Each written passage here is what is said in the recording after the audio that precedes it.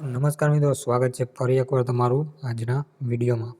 આજના વિડીયોમાં આપણે વાત કરશું પીએમ આવાસ યોજનાના જે નવા ફોર્મ છે એ ભરવાના ચાલુ થઈ ગયા છે. તો કેવી રીતે ફોર્મ ભરવા ને કઈ વેબસાઇટ ઉપરથી ભરવા બધી માહિતી આપણે વિડીયોમાં જોશું. તો વિડીયોને છેલ્લે સુધી જોજો એટલે તમને સંપૂર્ણ માહિતી આ વિડીયોની મળી રહે અને કાંઈ પણ કન્ફ્યુઝન ના થાય. તો મિત્રો, પીએમ આવાસ યોજનાના નવા ફોર્મ શરૂ થઈ ગયા છે. હવે મેળવો રૂપિયા 1.50 લાખ રૂપિયાની સહાય. ફોર્મ ભરો અને અહીંથી. તો પ્રધાનમંત્રી આવાસ યોજનાના ફોર્મ જે ચાલુ થઈ ગયા છે. સૌથી પહેલાં આપણે યોજના વિશે જાણી લઈએ શું છે આ યોજના. તો તેમાં ભારત સરકારની સૌથી લોકપ્રિય અને લાભદાયી યોજનામાંથી એક પ્રધાનમંત્રી આવાસ યોજના છે, જેમાં પીએમ આવાસ યોજના છે. આ યોજના એવા બધા લોકો માટે બનાવવામાં આવે છે જેઓ હજુ સુધી કાયમી ઘર રાખવાનું પોતાનું સપનું સાકાર કરી શક્યા નથી.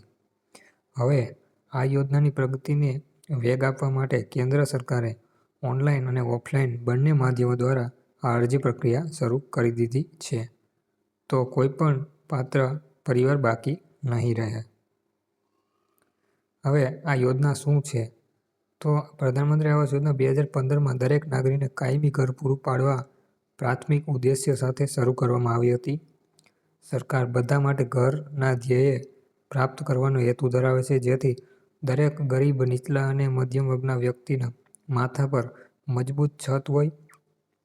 આ યોજના હેઠળ સરકાર પાત્ર લાભાર્થીને 1.20 લાખથી 2.50 લાખ સુધીની નાણાકીય સહાય પૂરી પાડે છે, જેથી તેઓ પોતાનું ઘર બનાવી શકે છે.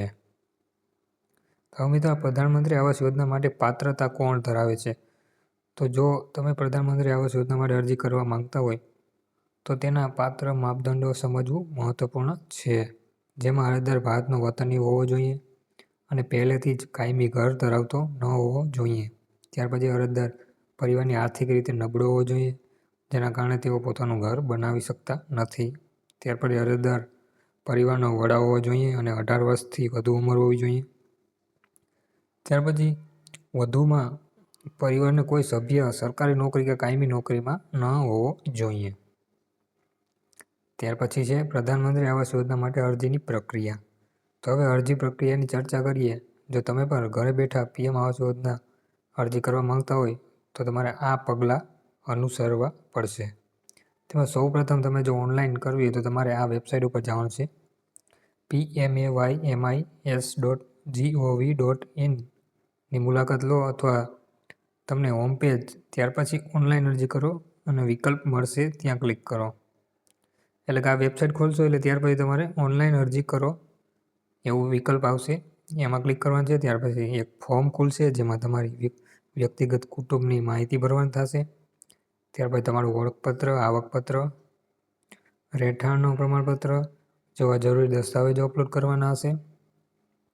ત્યાર પછી બધી માહિતી યોગ્ય રીતે ભર્યા પછી ફોર્મને સબમિટ કરવાનું હશે અને તમારી અરજી સબમિટ કર્યા પછી તમે ભવિષ્યમાં સંદર્ભ માટે પ્રિન્ટ આઉટ કરી શકો છો, અથવા તો આ તમને ન આવડે તો તમે નજીકના કોઈ કોમ્પ્યુટર સ્ટેશને જઈને પણ ફોર્મ ભરી શકો છો.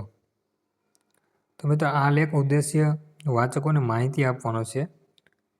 આ માહિતી સરકાર શસ્ત્રો અને પોર્ટલ પર આધારિત છે. કોઈપણ નાણાકીય નિર્ણય લેતા પહેલાં અથવા અરજી કરતા પહેલાં નિયમિત માર્ગદર્શિકા વાંચવા માટે કૃપા કરીને સત્તાવાર વેબસાઇટ ઉપર જઈને એક મુલાકાત લો. ત્યાં તમને બધા જરૂરી ડોક્યુમેન્ટ અને બધું તમને આ વેબસાઇટ ઉપર લિસ્ટ મળી જશે. તો હવે ઉમ્મીદ કરું કે વિડીયો તમને પૂરેપૂરો સમજાઈ ગયો હશે કે આ યોજના કેવી રીતે એપ્લાય કરવી ને બધું. તો વિડીયોને એકવાર લાઇક કરી દેજો અને તમારા મિત્રો સુધી શેર પણ કરી દેજો, એટલે કે એને પણ આ વિડીયોની જાણકારી મળી રહે.